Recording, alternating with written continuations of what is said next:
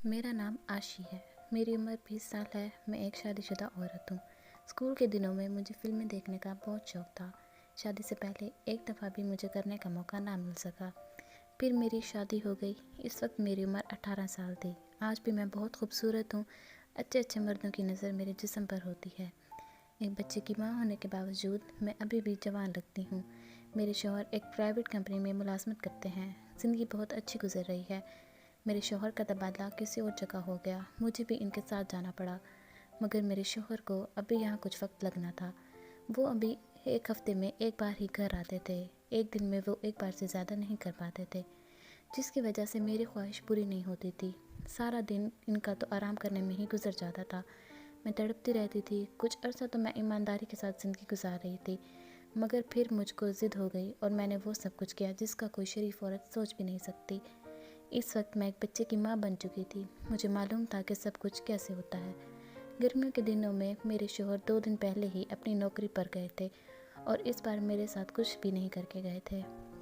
इनके जाने के बाद मेरा दिल मचल रहा था कुछ करने के लिए, मगर कुछ नहीं सोचता था कि क्या करूं। मैं घर में अकेली होती थी। मैं लेटी टीवी देख रही थी।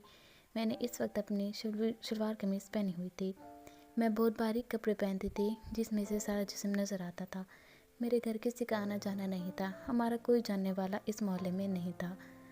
अचानक दरवाजे पर दस्तक हुई। मैं सोच में पड़ गई कि इस गर्मी में कौन हो सकता है। दरवाजे तक गई कि देखूं कौन है। मैंने दरवाज़ा खोला तो देखा कि बाहर एक बड़ी उम्र का आदमी खड़ा था। वो कहने लगा कि हम आपके साथ वाले मकान में नए पड़ोसी आए हैं और एक ठंडे पानी की बोतल मिल सकती है।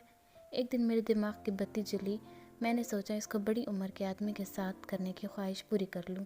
इसकी उम्र तकरीबन 40 साल हो गई। मैंने पूछा कि आप अंदर आ जाएं, बहुत गर्मी है। इसने एक लम्हे को सोचा, फिर अंदर आ गया। मैंने इसके अंदर आने के बाद ज़रा सा सर बाहर करके देखा कि पूरी गली में सन्नाटा छाया हुआ था। मैं दरवाज़ा बंद करके अंदर आ गई। देखा तो आदमी मेरे पीछे खड़ा मुझे गौर से देख रहा था। मैंने सहन में रखी एक टेबल के पास बैठने का इशारा किया। वो मुझे गौर से देख रहा था। मेरे कपड़े बहुत बारीक थे और जिस्म सारा नज़र आ रहा था। मैं किचन में गई, वहाँ से एक बोतल और गिलास टेबल पर रख दिया, मगर इस दौरान इसको मतवज्जा करने के लिए मैंने दुपट्टा गले में डाल लिया और बिल्कुल झुक कर बोतल और गिलास की टेबल के ऊपर रखा, जिससे इसकी नज़र मेरे जिस्म पर पड़ रही थी। मैंने सीधा होकर इसे देखा। वो मुझे ही देख रहा था।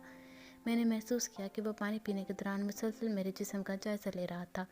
मैं खुश हो रही थी कि काम बनता नज़र आ रहा है। मैं इससे इधर उधर की बातें करती रही। बातों बातों में इसके करीब गई और इसके चेहरे पर हिम्मत करके हाथ फेरा। इसने मेरा हाथ पकड़ लिया और कहने लगा कि तुम क्या चाहती हो। मैंने भी जवाब दिया कि जो एक औरत एक मर्द से चाहती है। इसकी आंखों में चमक आ गई। वो एकदम उठा और मुझे अपनी बाहों में जकड़ लिया। मैंने खुद को आज़ाद करते हुए कहा कि पहले नहा कर आओ।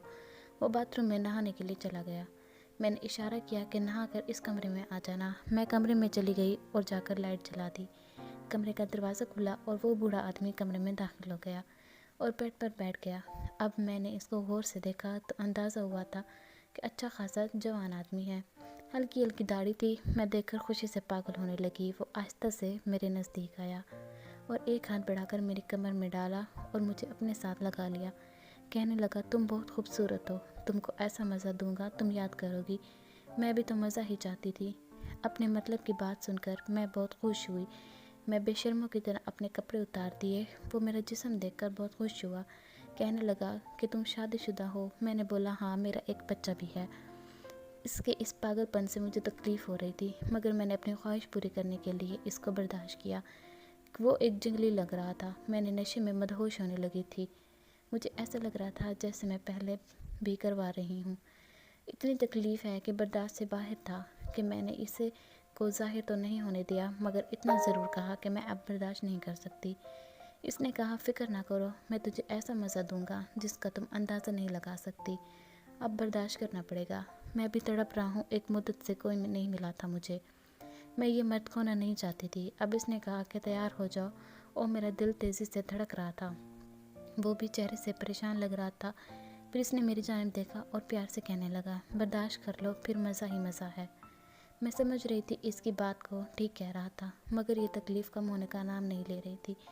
थोड़ी देर बाद तकलीफ़ कम होना शुरू हो गई। वो मुझे मस्त कर रहा था। मैं मज़े की बुलंदियों का सफ़र करने लगी, मगर वो था कि रुकने का नाम नहीं ले रहा था। ایسا لگتا تھا جیسے وہ صدیوں سے بھوکا ہے۔ اتنا مزہ مجھے میرے شوہر نے کبھی بھی نہیں دیا تھا۔ تھوڑی دیر بعد میں فارغ ہو گئی۔ ایسا لگتا تھا جیسے میں بے ہوش ہونے والی ہوں۔ میری آنکھوں کے آگے اندھیرا چھا رہا تھا۔ وہ کہنے لگا ایسا مزہ مجھے میری بیوی نے بھی نہیں دیا تھا۔ اس کے بعد وہ اپنے کپڑے پہن کر چلا گیا۔ میں نے ہمت کر کے دروازہ لاک کیا اور واپس اسی طرح اپنے بیڈ پر آ کر بیٹھ گئی۔